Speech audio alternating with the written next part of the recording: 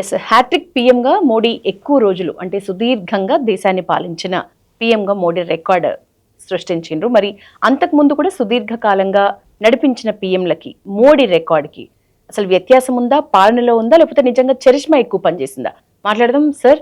నిజంగా చెప్పండి, అంటే చరిష్మా మోడీది చాలా ఎక్కువ ఉంది. ఇప్పుడు బ్రాండింగ్ కూడా చూస్తే ఈ రికార్డు గురించి చాలా బ్రాండింగ్ జరుగుతోంది. నిజంగా ఆ స్థాయిలో డెవలప్మెంట్ జరిగిందా? మీరు చూడాల్సింది ఏంటంటే మన కంట్రీ ఎకనామిక్ ప్రాస్పరిటీ అంటాం. ఇప్పుడు ప్రజలు ఎంతమంది పావర్టీలో ఉన్నారు, దాన్ని పైకి ఎంతమందిని తీసుకొచ్చారు, ఎన్ని కిలోమీటర్ రోడ్ వేశారు, ఎన్ని ఎయిర్పోర్ట్లు కట్టారు, ఎంతమందికి ఇల్లు కట్టించారు, ఎంతమందికి నీళ్ళు ఇచ్చారు, ఎంతమందికి జన్ధన్ బ్యాంక్ అకౌంట్ ఓపెన్ చేశారు. ఇది చూడాలి. డెవలప్మెంట్ అంటే అది.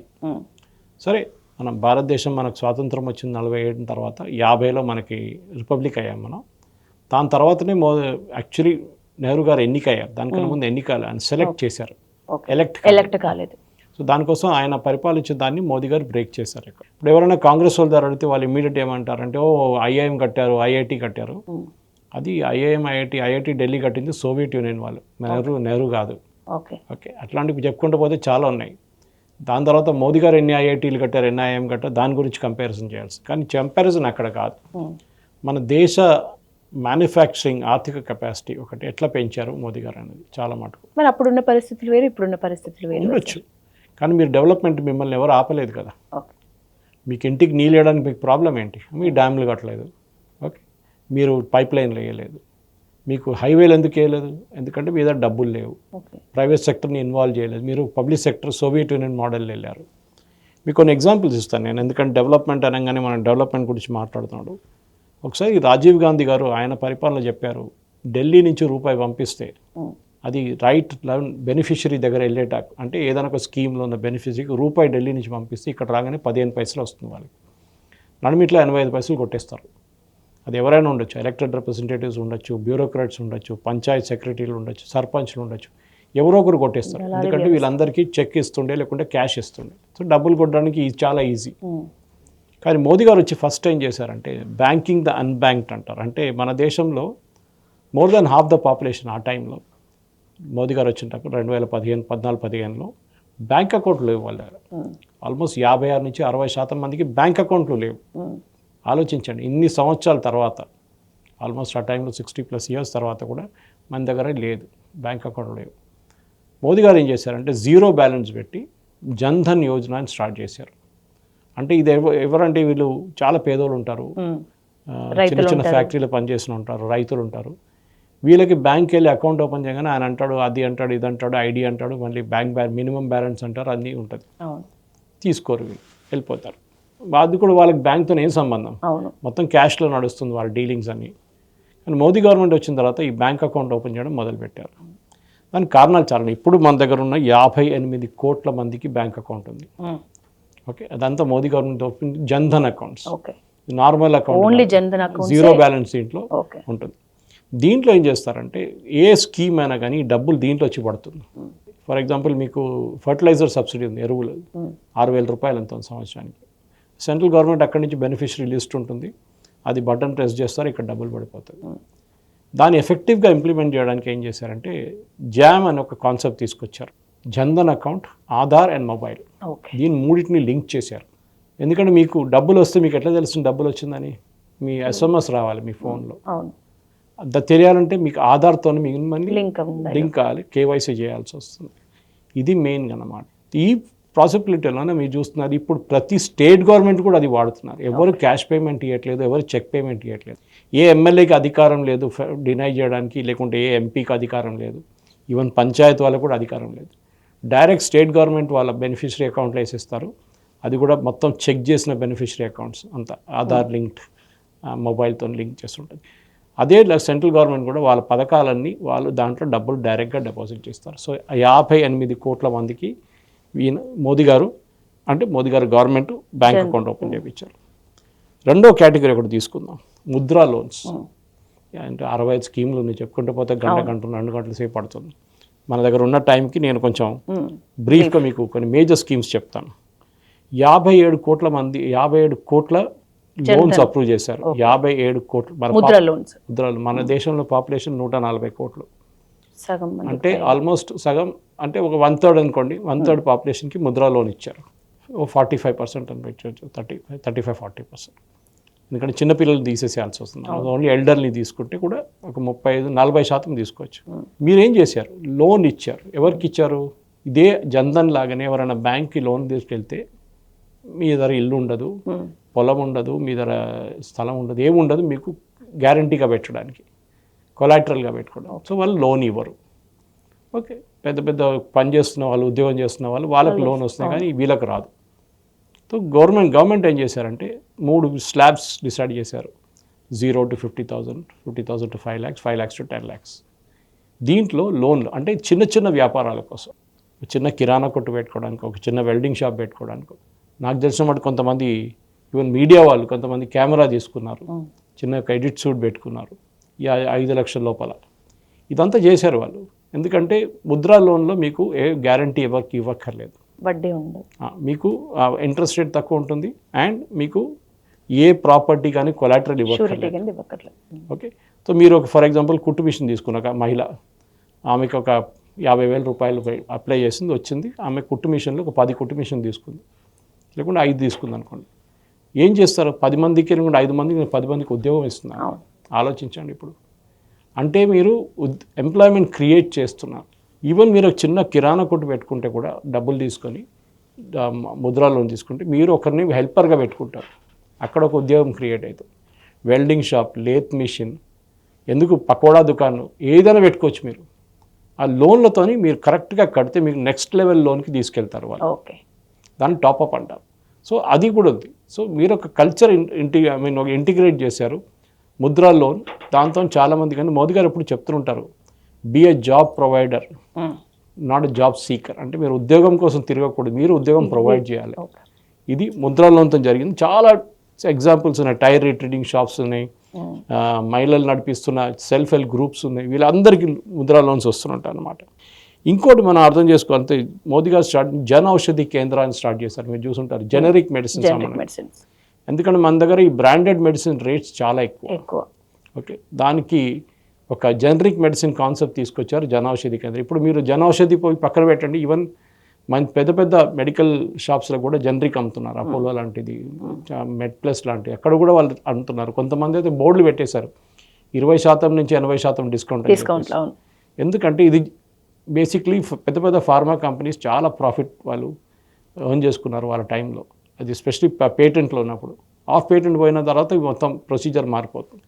సో ఇది జన ఔషధి కేంద్రాలతో మన దేశంలో ఉన్న ప్రజలు ఇంకా మొత్తం చాలా మటుకు చాలా పనులు ఉన్నాయి దాన్ని చేయాల్సింది. ఇంకా పెనిట్రేషన్ పెరగలేదు. ఓకే, ఇప్పుడు కూడా ప్రైవేట్ మెడికల్ షాప్స్ ఎక్కువ ఉన్నాయి మన దగ్గర. 40,000 కోట్లు సేవ్ చేశారు మన దేశంలో ఉన్న ప్రజలు. 40,000 కోట్లు they are saved by buying generic medicines from Jan Aushadhi కేంద్ర. అంటే బయట మీకు 100 రూపాయలు ఉంటే అది జన ఔషధి కేంద్రం 10-15 రూపాయలు మీకు వస్తుంది అదే మెడిసిన్. ఇది అడ్వాంటేజ్ అనమాట. అండ్ గవర్నమెంట్ గ్యారంటీడ్ ఉంటుంది వాళ్ళ క్వాలిటీ ప్రకారం. మీరు రూరల్ రోడ్స్, మీరు ఎప్పుడు అర్బన్ రోడ్స్ గురించి మాట్లాడుతుంటారు, రూరల్ రోడ్స్ తీసుకోండి. మీరు 7 లక్షల కిలోమీటర్లు కట్టారు లాస్ట్ 12 సంవత్సరాల్లో. అడుగొచ్చి మీరు ఏం చేశారన్నది. ఇల్లు, నీళ్ళు, ఎస్పెషలీ వాటర్. ఎందుకంటే దానికన్నా ముందు మోదీ గారు టాయిలెట్ కట్టించారు. ఇప్పుడు చాలామంది అన్నారు, ఏంటి మోదీ గారు టాయిలెట్ కట్టిస్తున్నారు, టాయిలెట్తో ఏం సంబంధం అని. కానీ రూరల్ ఏరియాలో ఉండక మహిళ దగ్గర అడిగితే తెలిసిపోతుంది టాయిలెట్ విలువ ఎంత అందనేది. ఒక ఏం చెప్తారు, వాళ్ళు రాత్రి పొద్దున్న లేసి వెళ్ళడం కాకుండా, రాత్రి కాకుండా వాళ్ళు ఏ టైం కావాలంటే they can use the toilet. అదొక పెద్ద అడ్వాంటేజ్. వాళ్ళ ఇంట్లోనే ఒక టాయిలెట్, అది చాలా పెద్ద అడ్వాంటేజ్. అది కాకుండా ఈవెన్ అమ్మాయిలు, స్కూల్కి వెళ్ళే అమ్మాయిలు కూడా అక్కడ స్కూల్లో టాయిలెట్ కట్టినప్పుడు, లేకుంటే కాలేజ్లో టాయిలెట్ కట్టినప్పుడు చాలా పెద్ద అడ్వాంటేజ్. గవర్నమెంట్ కాలేజెస్, గవర్నమెంట్ స్కూల్స్లో మోదీ గారు చేశారు. 12 కోట్ల టాయిలెట్లు కట్టించారు. అంటే ప్రతి ఫ్యామిలీకి 4 మంది పెట్టుకోండి మీరు, అంటే 48 కోట్లు. అంటే almost half the population cover up అయిపోయింది. ఇది మన అర్బన్ ఏరియాలో ఉన్న వాళ్ళకి ఇదేంటి కొత్తది ఏముంది ఇంట్లో అని అనుకుంటాం. కానీ అది మనకు ఇంగ్లీష్లో అంటారు, we take it for granted. Okay, మనం ఒక ఇల్లు అద్దెకు తీసుకున్న టాయిలెట్ ఉందా లేదని అడగట్లేదు, మనం ఉంటుంది ఆటోమేటిక్గా. సో అది అడ్వాంటేజ్ వాళ్ళకి, మహిళలకి ఇచ్చారనమాట. ఇది కాకుండా మీరు డైరెక్ట్ బెనిఫిట్ ట్రాన్స్ఫర్, మన జన్ధన్ అకౌంట్ గురించి మాట్లాడాం. Jan Dhan account direct benefit transfer ఇస్తున్నప్పుడు ఇప్పుడు దాకా స్టేట్ గవర్నమెంట్ కానీ central government, specially central government గురించి మాట్లాడుతున్నాం, ఇప్పుడు దాకా 50 లక్షల కోట్లు ట్రాన్స్ఫర్ అయింది. ఓకే, 50 లక్షల కోట్లు ఈ బ్యాంక్ అకౌంట్తో సహా ట్రాన్స్ఫర్ అయిందన్నమాట. అది కాకుండా ప్రధాన మంత్రి ఒక ఎల్డర్లీ పీపుల్ కోసం ఉన్న ఫ్రీ ఫుడ్ గ్రెయిన్స్ ప్రొవైడ్ చేశారు. మనం చూసాం, అది సీనియర్ సిటిజన్స్ ఉండొచ్చు, లేకుంటే పేదోళ్ళు ఉండొచ్చు, ఎవరైనా ఉండొచ్చు. 81 కోట్ల మందికి ఫ్రీ రేషన్స్ ఇస్తే మన కోవిడ్ టైంలో స్టార్ట్ చేశాం. 81 crore అంటే మీరు ఆలోచించండి, పాపులేషన్ కన్నా ఆల్మోస్ట్ 60% కవర్ అప్ అయిపోతుంది మనది ఈజీగా, ఎందుకంటే మీరు పర్ ఫ్యామిలీ యాడ్ చేసుకుంటే. డిజిటల్ హెల్త్ ఐడీస్ క్రియేట్ చేశారు 86 కోట్ల మందికి డిజిటల్ ఐడి. అంటే మీరు ఒక బ్లడ్ టెస్ట్ ఇవాళ చేయించుకుంటే దాని రిపోర్ట్స్ మీ దాంట్లో డిజిటల్ ఆభా కార్డులు వేసుకుంటే మీరు ఇంకొక చోటుకి వెళ్ళినప్పుడు మళ్ళీ అది చూపించక్కర్లేదు, మీరు అక్కడ మళ్ళీ వెళ్ళి టెస్ట్ చేయక్కర్లేదు, మీరు రికార్డ్ డాక్టర్కి ఇచ్చేస్తే ఆయన చూసుకుంటాడు దాని నుంచి. డిజిటల్ హెల్త్ రికార్డ్స్ చేశారనమాట. ఇట్లా చాలా ఉన్నాయి. 25 కోట్ల మందిని మల్టీ డైమెన్షనల్ పావర్టీ నుంచి పైకి తీసుకొచ్చాం. అంటే అస్సలు పేదోళ్ళు ఉన్నారు, వాళ్ళని ఈ స్కీములు అన్నీ, ఈ ఫ్రీ రైస్ కానివ్వండి, మిగతా అన్ని దాని నుంచి ఒక పైకి తీసుకొచ్చా. ఇది వరల్డ్ బ్యాంక్ ఫిగర్, ఇది 25 కోట్ల మందిని తీసుకొచ్చా. ఇట్లా చాలా ఉన్నాయి. ప్రధానమంత్రి ఆవాస్ యోజన కింద 4 కోట్ల ఇల్లు కట్టారు ఇప్పుడు దాకా. స్టేట్ గవర్నమెంట్ వాళ్ళ వైపు నుంచి వాళ్ళు చేస్తున్నారు కూడా. ఇట్లాంటి చాలా ఉన్నాయి. మీరు ఎయిర్పోర్ట్లు చూడండి, మీరు హైవేస్ చూడండి, అన్ని basically everywhere there has been an alert అనమాట. అక్కడ చాలా మటుకు. సార్, ఈ పుష్కర కాలంలో మోడీ తీసుకున్న ఇట్లాంటి విధానాలు కానీ పాలసీస్ కానీ మీకు బాగా హైలైట్ అనిపించిన ఒక 3 చెప్పమంటే ఏం చెప్తారు సార్? ముద్రా లోన్ ఒకటి. ఓకే. నెక్స్ట్ ప్రధాన మంత్రి ఆవాస్ యోజన. మూడోది ఆయన చేసిన సీనియర్ సిటిజన్స్కి హెల్త్ 5 లక్షలకి పేదోళ్ళకు కూడా ఇస్తున్నారు. ఎందుకంటే ప్రజలకి మన దగ్గర ఆరోగ్యశ్రీ అని ఉంటుంది, కానీ ఇప్పుడు సెంట్రల్ గవర్నమెంట్ వైపు నుంచి వస్తున్నప్పుడు ప్రధానమంత్రి కౌశల్ యోజన ట్రైనింగ్ ప్రోగ్రామ్ ఒకటి ఉంది. ఇట్లాంటి చాలా మటుకు మోదీ గారు చేస్తారు. కానీ ఈ 3 ముద్ర ఇస్ వెరీ వెరీ చాలా ఇంప్రెసివ్. జన్ధన్ యోజన ఒకటి, ఎందుకంటే ఇప్పుడు మాట్లాడాం మనం దాని గురించి. 5 స్కీములు చెప్పొచ్చు, top most schemes which really has created impact. ఎందుకంటే 80 కోట్లు 60 కోట్లు అని చెప్పి చిన్న నంబర్ కాదు అదనమాట. సో ఇంపాక్ట్ అక్కడ ఉంటుంది. ప్రజల జీవితాల్లో మీరు ఇంపాక్ట్ క్రియేట్ చేశారా లేదా అది. ఈవెన్ ఆపోజిషన్ పార్టీస్ ఉన్న స్టేట్ గవర్నమెంట్ కూడా జన్ధన్ యోజన వాడుకుంటున్నారు, డైరెక్ట్ బెనిఫిట్ ట్రాన్స్ఫర్. ఇది ఎందుకు చేయలేదు ముందు? వందే భారత్ ట్రైన్లు నడుస్తున్నాయి, ఎందుకు వందే భారత్ ముందు మన దగ్గర ఉండే కదా టెక్నాలజీ, ఎందుకు చేయలేదు? ట్రాక్ల స్పీడ్లు పెంచాలి, ఉండే ట్రాక్స్ రీప్లేస్ చేయాలి. మన దగ్గర ఉన్న ట్రాక్లు దీనికన్నా ముందు 110 కిలోమీటర్లు నడుస్తుండే. ఈ ట్రాక్లు వందే భారత్ నడవాలంటే మినిమం 180 ఉండాలి. దాన్ని మొత్తం ట్రాక్స్ రీప్లేస్ చేయాలి, అది చేశారు. దాని తర్వాత ట్రైన్స్ తయారు చేశారు. ఇప్పుడు వందే భారత్ స్టార్ట్ చేస్తూ చాలామంది అడిగారు, కొంతమంది ఎవరు వెళ్తారు దీంట్లో అంత డబ్బులు కట్టేది, మీకు టికెట్ దొరకదు ఇప్పుడు, అది పరిస్థితి అన్నమాట. So people are prepare to pay. Highways చూడండి, national highways kilometre per day ఎంత ఉండే ముందు ఎంత ఉంది ఇప్పుడు, చాలా మటుకు ఇట్లాంటి డిఫరెన్స్ ఉన్నాయి. ఎయిర్పోర్ట్లు ఎన్ని ఉన్నాయి ముందు, ఇప్పుడు ఎన్ని ఎయిర్పోర్ట్లు ఉన్నాయి మనకి. స్టేషన్స్ చూస్తున్నాం, మన చర్లపల్లి చూడండి, ఇప్పుడు సికింద్రాబాద్ తయారవుతుంది, ఎయిర్పోర్ట్ లాగా తయారవుతుంది స్టేషన్. అంటే ప్రజలకు సౌకర్యం కల్పిస్తున్నారు, మీరు విజిబుల్ చేంజ్ తీసుకొస్తున్నారు, ఏదో హవాలా మాట్లాడడం కాదు. ఇది డిఫరెన్స్ అన్నమాట. చాలా మటుకు ఇంకా ఉన్నాయి, చెప్పుకుంటూ పోతే చెప్పాను కదా, చాలా ఉన్నాయి ఇంకా చెప్పుకుంటూ పోతే. సార్, విమర్శలు ఎప్పుడు ఉండేటివే. ఒక రాజ్యాంగ వ్యవస్థల్ని మోదీ గుప్పిట్లో పెట్టుకుంటున్నారు అనే ఒక విమర్శ ఉంది. ఇదే నేపథ్యంలో నేను ఇక్కడ ఒక పర్సనల్ క్వశ్చన్ అడుగుతా.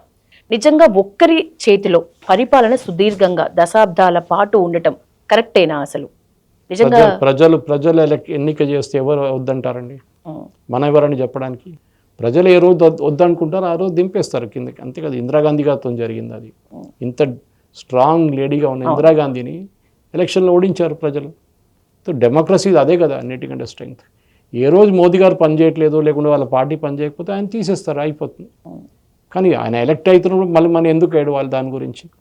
మిగతా ఆపోజిషన్ పార్టీ వాళ్ళు ఎలక్ట్ కాకపోతే అది నా తప్పు కాదు, మీ ప్రజల తప్పు కాదు అది. ఇది మనం అర్థం చేసుకోవాలి. డెమోక్రసీ బ్యూటీ అదే కదా. దట్ మీరు ఒక మనిషిలో ఒక క్వాలిటీ చూస్తున్నారు, లీడర్షిప్ క్వాలిటీ చూస్తున్నారు. ఆపరేషన్ సింధూర్లో చూసాం మనం ఎట్లా రియాక్ట్ అయ్యాం, మనం సర్జికల్ స్ట్రైక్స్లో చూసాం ఎట్లా రియాక్ట్ అయ్యాం, బాలాకోట ఏం చేసాం చూసాం. మన దేశంలో ఉన్న ప్రతి డిఫెన్స్ కాంట్రాక్ట్ ఇప్పుడు చాలా మటుకు ఆత్మనిర్భర్ నడుస్తుంది. 700 కోట్లు ఉన్న ఎక్స్పోర్ట్స్ 2014లో ఇప్పుడు 38,000 కోట్లు అయింది. అది చాలా డిఫరెన్స్ ఉంది డిఫెన్స్ ఎక్స్పోర్ట్స్. అయినా డిమానిటైజేషన్ వల్ల ఇబ్బంది పడ్డ పరిస్థితులు చాలా ఉన్నాయి, ప్లస్ ధరల పెరుగుదల, నిరుద్యోగం, ఈ 3 అయితే నిజానికి. ఇన్ఫ్లేషన్ ఎంత ఉంది చెప్పండి ఇప్పుడు? 3% ఉంది. యూపీఏ హయాంలో ఎంత ఉండే? 12 దాకా వెళ్ళింది. తక్కువనే ఎక్కువనా? 3% inflation is the lowest. So ఈ చెప్పడంలో చెప్తారు మన వాళ్ళు. అన్ఎంప్లాయ్మెంట్ అంటున్నారు కదా, ఓకే, వెరీ గుడ్. ఒక ప్లంబర్ దొరుకుతాడా మీకు ఇవాళ? కార్పెంటర్ దొరుకుతారా? కష్టం. ఎలక్ట్రీషియన్ దొరుకుతాడా? దొరకడు. మీకు సాఫ్ట్వేర్ ఇంజనీర్ కావాలంటే అమీర్పేట్, యునైటెడ్ స్టేట్స్ ఆఫ్ అమీర్పేట్కి వెళ్తే ఒక రాయి కొడితే అక్కడ సాఫ్ట్వేర్ ఇంజనీర్ తల మీద పడుతుంది. వీఆర్ మిస్ప్లేస్డ్ ఆఫ్ ప్రయారిటీస్ మన దాంట్లో. మనకేం కావాలి, గవర్నమెంట్ ఉద్యోగం కావాలి, ఎందుకు పని చేయరు. రేవంత్ రెడ్డి గారు అన్నారు, నేను అనలేదు. రేవంత్ రెడ్డి గారు అన్నారు, ఎవరు గవర్నమెంట్ స్కూల్కి పిల్లలు వెళ్ళట్లేదు, గవర్నమెంట్ స్కూల్ తగ్గించేస్తాం, కట్ డౌన్ చేసేస్తాం డ్రాస్టిక్లీ, ఎందుకంటే పిల్లలు లేరు గవర్నమెంట్ స్కూల్. ఎందుకు లేరు? ఎంత పేదోళ్ళైనా కానీ వాళ్ళ పిల్లల్ని ప్రైవేట్ స్కూల్కి పంపిస్తున్నారు. ఓకే, నేను అందరు తప్పు పట్టట్లేదు, నేను చదివింది గవర్నమెంట్ స్కూల్లోనే, మోడల్ స్కూల్ ఉస్మానియా. ఓకే, ఆ టైంలో it was a different thing. ఇప్పుడు అది కమిట్మెంట్ లేదు, ఇప్పుడు అది మనం చూస్తున్నాం. సో ఈ అన్ఎంప్లాయ్మెంట్ అంటే ఒట్టి చెప్పుకుంటే పోతారు. మన దేశంలో ఎంప్లాయ్మెంట్ ప్రాబ్లం ఉంది. మీరు ఏ సాఫ్ట్వేర్ కంపెనీని అడగండి, ఇక్కడిని తయారు చేసి బయటకు వచ్చే 180,000 మంది సాఫ్ట్వేర్ ఇంజనీర్ కానీ, మెకానికల్ ఇంజనీర్, ఎలక్ట్రికల్ ఇంజనీర్ 5% కూడా పనికిరారు. ఎందుకంటే వాళ్ళకి ఇచ్చే కోర్స్ కంటెంట్ అవుట్డేటెడ్ కంటెంట్. ఇండస్ట్రీకి కావాల్సింది ఇది, వీళ్ళు కాలేజెస్ ప్రొవైడ్ చేస్తుంది. ఈ గ్యాప్ ఫిలప్ చేయడానికి మళ్ళీ వీళ్ళు బెంచ్లో కూర్చోబెట్టి వీళ్ళని ట్రైనింగ్ ఇస్తున్నారు వాళ్ళకి కంపెనీలు. మన ఎడ్యుకేషన్ సిస్టమ్ తప్పది. మనం లెర్నింగ్ బై రోట్ మెథడ్ నేర్పిస్తున్నాం. పిల్లలకు ఒకటే నేర్పిస్తున్నాం, ఐఐటీ చేయండి, జేఈఈ చేయండి, లేకపోతే నీట్ చేయండి. ఎన్నో ఇండస్ట్రీస్ ఉన్నాయి మిగతాది, అక్కడ ఏమి చేస్తారు, అక్కడ పనులు ఉన్నాయి. మన దగ్గర అన్ఎంప్లాయ్మెంట్ ప్రాబ్లం కాదు, we have an employment problem. మనకు కావాల్సిన మనుషులు దొరకట్లేదు. మీరు చూడండి, మనకు కావాల్సింది ఐఐటీలు కాదు, ఐఐటీలు చాలా ఉన్నాయి ఇప్పుడు. మనకు కావాల్సింది ఐటీఐ, అది కూడా రీఫర్బిష్డ్ ఐటీఐస్, పాత టెక్నాలజీ కాదు, కొత్త టెక్నాలజీ నేర్పియాలి ఐటీఐలో. సో ఇది ఇష్యూస్ ఉన్నాయి. ఇన్ఫ్లేషన్ చూడండి, ఇన్ఫ్లేషన్ ఇప్పుడు మీరు 80 కోట్ల మందికి బియ్యం ఇస్తే మీకు ఇన్ఫ్లేషన్ ఎక్కడ వస్తుందండి? మళ్ళీ వాళ్ళకి ఫ్రీగా వస్తుంది బియ్యం, మళ్ళీ ఎందుకు? That is advantage. దాని మీద ప్రతి స్టేట్ గవర్నమెంట్ మహిళలకి 3,000, 4,000, 2,000 ఇస్తున్నారు. వాళ్ళ ఇంటికి ఖర్చు దాని నుంచి నడిపించుకుంటున్నారు, వాళ్ళ భర్త దగ్గర అడగక్కర్లేదు. పిల్లలకి ఏదైనా చిన్న స్కూల్ కావాలన్నా దాని నుంచి కొని ఇస్తున్నారు. ఇదంతా ఉంది. There's no employment problem, unemployment. మన దగ్గర ఎంప్లాయ్మెంట్ ప్రాబ్లం ఉందన్నమాట. పండిత్ నెహ్రూ, ఐరన్ లేడీ ఇందిరాగాంధీ, మోడీని ఏమనొచ్చు సార్? పండిత్ అని ఆయన పేరు చెప్పలేము, ఎందుకంటే ఈ వాజ్ నెవర్ ఏ పండిత్. అది వాళ్ళు కాంగ్రెస్ వాళ్ళు పెట్టిన పేరు అది. ఆయన ఎక్కడ చదువు చెప్పలేదు పండిత్ కావడానికి. ఈ వాజ్ ఫ్రమ్ కాశ్మీర్ అంతే. అండ్ ఈ was not a Kashmiri Pandit technically speaking. Okay, ఆయన అలహాబాద్ వైపు నుంచి వచ్చిన మనిషి ఆయన, కానీ వాళ్ళ రూట్స్ కాశ్మీర్లో ఉండే. మోదీకి ఏం అక్కర్లేదండి, ఆయన పేరు చాలు, నరేంద్ర మోదీ చాలు. Okay, Narendra Damodar Das Modi is good enough. ఎన్నో సంవత్సరాల నుంచి 2002 నుంచి 2014 దాకా ఆయన గుజరాత్ ముఖ్యమంత్రిగా ఉన్నారు. ఓకే, అక్కడే మీరు ఆలోచించండి, 12 సంవత్సరాలు, ఆల్మోస్ట్ 12.5 years. ఇక్కడ 12.5 25 years ఆయన అడ్మినిస్ట్రేటివ్ ఎక్స్పీరియన్స్ ఉంది. కానీ గుజరాత్ ముఖ్యమంత్రి అయినప్పుడు ఆయన దానికన్నా ముందు ఒక పంచాయత్ ఎలక్షన్ కూడా పోటీ చేయలేదు. ఆలోచించండి, అట్లాంటి ఒక మనిషి, ఆ ఎక్స్పీరియన్స్, అది కూడా 2002 రైట్స్ టైంలోనే, గోద్రా రైట్ టైంలో ఆయన ముఖ్యమంత్రి అయ్యారు. అక్కడ గుజరాత్ యూనిట్లో చాలా గొడవలు ఉండే బీజేపీ, అప్పుడు ఆయన ముఖ్యమంత్రిగా చేశారు. అక్కడ ఎక్స్పీరియన్స్తో నేర్చుకున్నారు ఆయన రిజల్ట్ డ్రివన్. ఇంకోటి ఏంటంటే ఆయన ఫ్యామిలీ వాళ్ళని పక్కన పెట్టుకోరు. మన దగ్గర దేశంలో ప్రతి కరప్షన్ కేసు ఎక్కడ మొదలవుతుందంటే మీ ఫ్యామిలీ వాళ్ళు తోడు పెట్టుకుంటారు. మీరు ఆయన బ్రదరు కిరాణా షాప్ నడుపుతారు, ఇంకో బ్రదర్ ఏమో రేషన్ షాప్ నడుపుతాడు, వాళ్ళ సిస్టర్ ఇంకా ఇంట్లో హోమ్ మేకర్. సో వాళ్ళకి ఏం లేదు, వాళ్ళు వచ్చి వాళ్ళ మోదీగారితో ఉండట్లేదు ఆయన ఇంట్లో. కరప్షన్ దూరం. ఇవాళ దాకా మీరు మోదీ గారు వ్యతిరేకంగా కరప్షన్ కేసు చెప్పండి, ఒక్కటి కూడా లేదు. This is the advantage. క్యాబినెట్లో ఎవరి మీద ఉందని చెప్పండి, లేదు. యూపీ హయాంలో మనం చూసాం స్కామ్లు మీద స్కార్పిన్ కానీ, అగస్టా వెస్ట్లాండ్ కానీ, కోల్ స్కామ్ కానీ, 2G స్కామ్ కానీ, కామన్వెల్త్ గేమ్ స్కామ్ కానీ, విపరీతమైన స్కామ్లు ఉండే. ఇప్పుడు మీరు అదైనా స్కామ్లు వింటున్నారా? ఏం లేదు. This is the difference. Even opposition parties కూడా చెప్పలేకపోతున్నారు. ఉంటే వారు కోర్టుకి వెళ్ళొచ్చు కదా, లేదు. దట్ ఇస్ ద డిఫరెన్స్ అన్నమాట. సరే, అన్ని పర్ఫెక్ట్ ఉందంటే లేదు. ఇప్పుడు ఫర్ ఎగ్జాంపుల్ ఈ నీట్ పేపర్ లీకేజ్ ఉంది. ఓకే, అదొక సిస్టమిక్ ప్రాబ్లం. జేఈ పేపర్ వస్తుంది కదా, జేఈ పేపర్ లీక్ ఎందుకు కావట్లేదు? ఓకే, అది కూడా అట్లాంటి ఎగ్జామే కదా. అది నడిపిస్తున్న ఒక ఐఐటీ వాళ్ళు నడిపిస్తారు. ఏదో ఒక ఐఐటీ ఒక సంవత్సరం బై రొటేషన్ నడిపిస్తారు వాళ్ళు. పేపర్ బేస్డ్ టెస్ట్ కాదు, it is computer based test. Maybe model మార్చాల్సి వస్తుంది రేపు. ఐఎమ్ నాట్ అన్ ఎక్స్పర్ట్, కానీ రాధాకృష్ణ కమిటీని పెట్టారు government last time paper leak అని. కానీ మనం ఒక మాట గుర్తుపెట్టుకోవాలి, మన దేశంలో కొనేటోడు ఉంటే అమ్మడేవాడు రెడీగా ఉంటాడు. ఎవరో లక్షలు పెట్టి వాళ్ళ పిల్లలకి అడ్మిషన్ ఇప్పించడానికి ట్రై చేస్తున్నప్పుడు అమ్మేటోడు కూడా ఉంటాడు. అప్పుడు మనం ఎవరిని తప్పు పట్టాలి? పేరెంట్స్ తప్పు పట్టాలా? నేను కొనను, మా కొడుకు కూతురు కావాలంటే చదువుకొని సీట్ తెచ్చుకోమని చెప్పండి. అది చేయకుండా మా కొడుకుని కూతురిని డాక్టర్ చేయాలి, దానికి నేను 25 లక్షలు పేపర్ పెట్టి కొనుక్కుంటా అంటే ఎవరు తప్పు? సరే, అమ్మేటోడు కూడా తప్పు ఉంది, ఇదంటే డౌట్ లేదు. కానీ you are also buying it, you are equally guilty. అది ఇంతకుముందు క్వశ్చన్ ఒక ఇంటర్వ్యూలో అడిగినా, మళ్ళీ ఇప్పుడు అడుగుతున్నా, ఆఫ్టర్ మోడీ ఎవరు సార్? ఆఫ్టర్ ఇప్పుడు మన గుజరాత్లో after so many chief minister గుజరాత్లో పెద్ద వాళ్ళు ఉన్నారు. అక్కడ మోదీ అని ఎవరు గెస్ట్ చేయలేదు. After Manmohan Singh who from BJP అని ఎవరు గెస్ట్ చేయలేదు. డిసెంబర్ 2013లో BJP national executive committee, I think it was in Goa, అక్కడ మోదీ గారి పేరు ముందుకు వచ్చింది. సరే రెండు టైమ్స్ అద్వానీ గారిని ట్రై చేస్తాం, ఆయన మెజారిటీ తీసుకురాలేకపోయారు. ఈసారి మోదీ గారిని, అప్పుడు అందరూ అడిగారు ఎవరు మోదీ గారు అని. నేను 2013లో మోదీ గారిని గాంధీనగర్లో కలిసాను ఫస్ట్ టైం. ఆయన ఒక కాన్ఫరెన్స్కి ఇన్వైట్ చేయడానికి వెళ్ళాను హైదరాబాద్ నుంచి. ఇక్కడ ఉన్న ఆర్గనైజర్స్ నన్ను పంపించారు అక్కడ. చాలా ప్రొఫెషనల్ మనిషి, స్ట్రైట్ ఫార్వర్డ్, టైం వేస్ట్ చేయకుండా మాట్లాడతారు, కావాల్సిన మాట చెప్తారు, అయిపోయింది కథ, ఫినిష్డ్. ఏదో పెద్ద కథలు చెప్పి రామాయణం మహాభారతం చెప్పే లేదానికి ఇమ్మీడియట్ టు ద పాయింట్ చెప్తారు. సో ప్రొఫెషనల్ ఆయన. సో దాని తర్వాత ఇప్పుడు అమిత్ షా అంటారా, యోగి ఆదిత్యనాథ్ అంటారా, ఇంకా లీడర్లు వస్తారండి. దిస్ క్యాడర్ బేస్డ్ పార్టీలు అది అన్నింటికంటే పెద్ద అడ్వాంటేజ్ మీకు. ఫ్యామిలీ పార్టీ కాదు ఇది. కాంగ్రెస్ లాగా ఇది ఫస్ట్ జవహర్లాల్ నెహ్రూ, ఇందిరాగాంధీ, రాజీవ్ గాంధీ, మళ్ళీ ఇప్పుడు పెద్ద ఒక లిస్ట్ ఉంది దాని వెనక. ఓకే, కానీ వాళ్ళ పాప ఎవరు ప్రధానమంత్రి కాలేకపోయారు. సోనియా గాంధీ కాలేదు, రాహుల్ గాంధీ కాలేదు. ఓకే, ఇప్పుడు కంటిన్యూస్గా అట్లనే నడుస్తుంది వాళ్ళ ఫ్యామిలీలో. బయట నుంచి ఎవరు రాలేరు ఆ పార్టీలో. మల్లికార్జున ఖర్గేని ప్రెసిడెంట్ చేశారంటే చేశారు, కరెక్ట్. మన్మోహన్ సింగ్ని ప్రధానమంత్రి చేశారంటే చేశారు, కానీ ఆయన ఫ్రీడమ్ ఇచ్చారా? ఇవ్వలేదు. రిమోట్ కంట్రోల్ సోనియా గాంధీ దగ్గర ఉండే. సేమ్ విత్ నరసింహారావుని ఆయన ఓన్గా ఒక లీడర్గా ఫస్ట్ పైకి వచ్చారు ఆయన.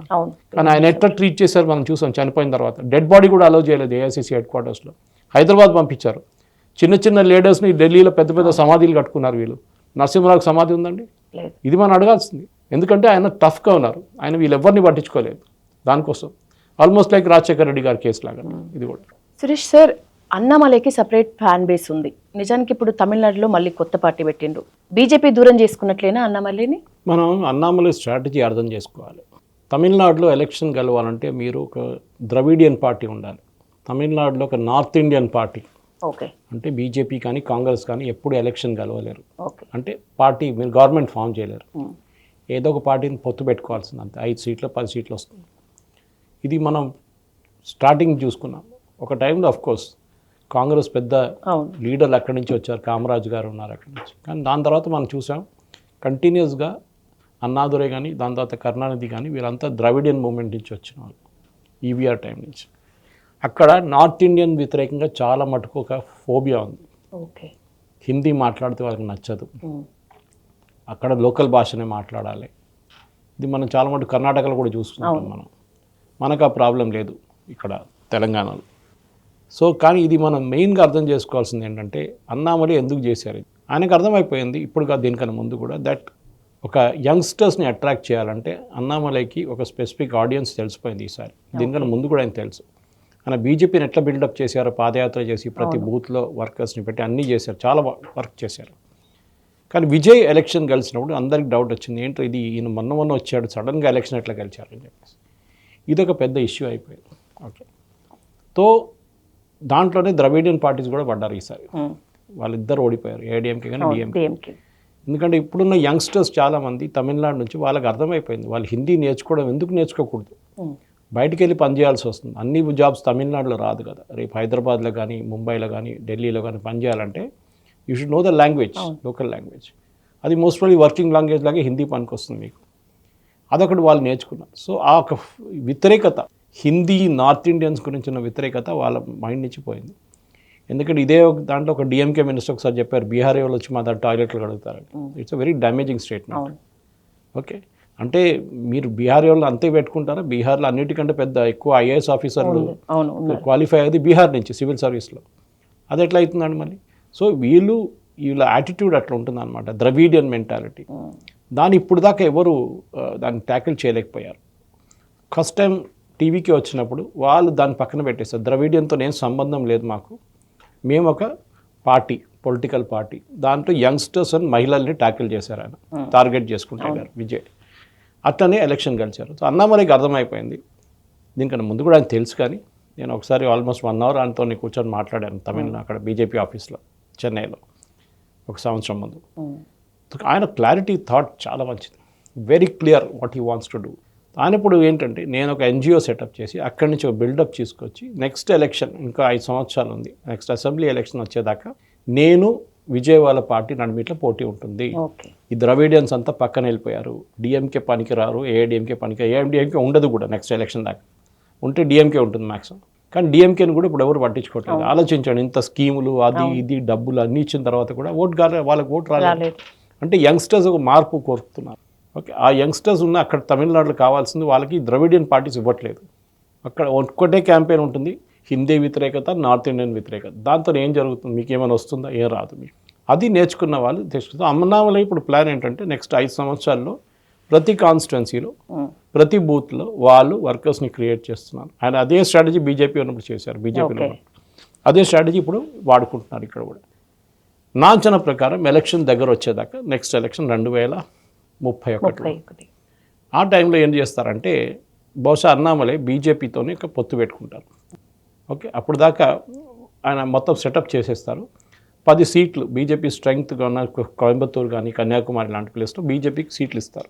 సేమ్ యాజ్ యూజువల్ ఇప్పుడు స్టాలిన్ వాళ్ళు కాంగ్రెస్కి ఇచ్చినట్ల ఏడీఎంకే బీజేపీకి ఇచ్చినట్టు 25-30 సీట్లు ఇస్తారు. వాళ్ళు పోటీ చేస్తారు, 5-6 గెలుస్తారు. ఇది strategy. BJP on their own గెలవడం చాలా ఇంపార్టెంట్. అన్నామలై చాలా బెస్ట్ ట్రై చేసి కూడా ఈసారి లాస్ట్ టైం 10% తీసుకొచ్చారు ఓటు, కానీ ఆయన కూడా ఓడిపోయారు ఎలక్షన్లో. అది అక్కడ ఉన్న that is the reality, ground reality. అది దాన్ని మనం మార్చేస్తాం ఓవర్ నైట్ అంటే కాదు. అది విజయ్ మార్చినట్టే. విజయ్ డైరెక్ట్లీ టార్గెట్ చేసిన యంగ్స్టర్స్ని. అది ఒక పెద్ద మ్యాజిక్ గా సార్. ఇప్పుడు మీరు అన్నట్టు 31లో కూడా మనం ఒక మ్యాజిక్ చూస్తామా త్రూ అన్నామలై? డెఫినెట్గా ఉంటుంది. ఎందుకంటే అన్నామలైకి ఉన్న ఒక క్లీన్ ఇమేజ్. ఆయన ఒక చాలా పేద కుటుంబం నుంచి వచ్చిన, వాళ్ళ ఫాదర్ ఒక ఫార్మర్గా ఉన్నారు. ఒక చాలా కష్టపడి చదివిన తర్వాత సివిల్ సర్వీస్ క్వాలిఫై అయింది, ఐపీఎస్ ఆఫీసర్ అయ్యారు, ఐఏఎం చేశారు ఆయన లక్నో నుంచి. ఆయనకు ఆ క్వాలిఫికేషన్ ఉంది. ఎస్పీ ఉడిపిగా ఉన్నారు ఆయన. అప్పుడు ఆయన రాజీనామా చేసి పాలిటిక్స్కి వచ్చారు. బిఎల్ సంతోష్ గారు బీజేపీ జనరల్ సెక్రటరీ, ఆయన గుర్తుపెట్టి ఆయన తీసుకొచ్చారు పార్టీ. సరే, ఆయనకు ప్రాబ్లం ఉండే, లోకల్ తమిళనాడు యూనిట్ నుంచి ఎప్పటి నుంచో ఉండే ఆయనకు ప్రాబ్లం. ఆయన ఎప్పుడు చూసినా వాళ్ళు బయట నుంచి వచ్చిన ఒక మనిషి, పొలిటీషియన్ కాదు, ఈయన గాడ్ ఫాదర్ లేరు ఎవరు, ఆ ఒక డిసడ్వాంటేజ్ ఉండే అన్నామలైకి. అదే అక్కడున్న లోకల్ బీజేపీ తమిళనాడు సరే వాళ్ళు ఓట్లు తీసుకొస్తారు, అది కూడా లేదు. ఓకే, వాళ్ళు ఇన్ని సంవత్సరాలు చేశారు. ఇప్పుడు నైనా నాగేందర్ పెట్టారు, ఒక్క సీట్ కూడా రాలేదు. రాజీనామా చేస్తుంది ఆయన. He should have resign saying I owe moral responsibility. చేయలేదు. ఆయన ఇప్పుడు కూడా అదే చైర్లో కూర్చున్నాడు. నెక్స్ట్ టైం ఏమైతే మళ్ళీ 0 వస్తుంది ఆయన ఉంటే. ఆయన్ని మార్చాలి. బీజేపీ అక్కడ ఒక యంగ్ లీడర్షిప్ని తీసుకురావాల్సింది. అన్నామలై గారు ఎట్లనే వెళ్ళిపోయారు బయటికి. కానీ రేపు 2031 చాలా దూరం ఇంకా. అప్పుడు దాకా బహుశా ఒక ఇన్ఫార్మల్ టైఅప్ వచ్చి పెట్టి బీజేపీ కూడా వాళ్ళ వైపు నుంచి వాళ్ళు ట్రై చేస్తారు. కానీ దానికి బీజేపీలో కూడా ఒక యంగ్ లీడర్షిప్ని తీసుకురావాల్సి వస్తుంది. ఇప్పుడు అక్కడ ఉన్న తమిళిసై సౌందరరాజన్ కానీ, నయనా నాగేంద్ర, వీళ్ళు ఎవ్వరు పనికిరారు. వీళ్ళందరూ పక్కన ఎల్ మురుగన్ కానీ ఎవరైనా కానివ్వండి, దే ఆర్ అబ్సల్యూట్లీ యూస్లెస్ అన్నమాట.